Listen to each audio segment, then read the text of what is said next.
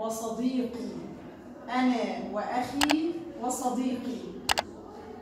خالد جاء إلى صديقه خيري ومعه أخوه، فأراد خالد أن يعرف بأخيه.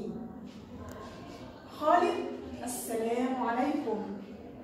خيري: عليكم السلام ورحمة الله وبركاته. خالد: هذا أخي هو مدرس. خيري: مرحبا. خالد: هذا صديقي خيري هو طالب. خالد يقول لأخيه: هذا صديقي خيري هو طالب. الأخ: كيف حالك يا خيري؟ خيري: بخير والحمد لله. خالد والأخ: مع السلامة يا خيري. خيري: مع السلامة. الدرس الثاني: التراكيب. انظر ولاحظ وردد. للمذكر: هذا أخي. للمؤنث: هذه أختي. هذا أخي، هذه أختي. هذا صديقي، هذه صديقتي. من أسماء الإشارة: هذا وهذه. هذا للمذكر: هذا أخي. هذه للمؤنث: هذه أختي. التدريب الثاني: الأصوات. انظر ولاحظ صوت الخاء. خالد، خالد. خيري، خولة، خديجة. هذا أخي، هذه أختي.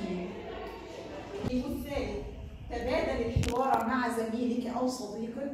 تبادل الحوار مع صديقتك. هذا أبي، هذه أمي. هذا أخي، هذه أختي. هذا صديقي، هذه صديقتي. لاحظ أسماء الإشارة: هذا للمذكر، هذه للمؤنث. هذا للمذكر، هذه للمؤنث. التدريب الرابع: تخير الإجابة الصحيحة مما بين القوسين فيما يأتي.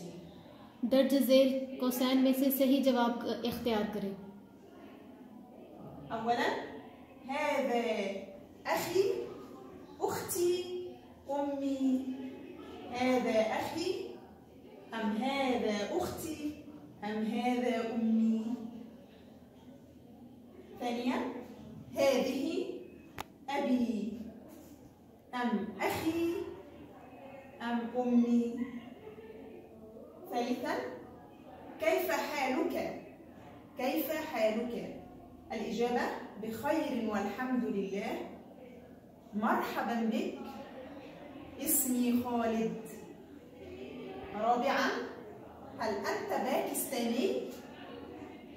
الإجابة: نعم أنا مصري. نعم أنا باكستانية. نعم أنا باكستاني. ما الإجابة الصحيحة؟ هذا حوار بين خولة وأختها وصديقتها.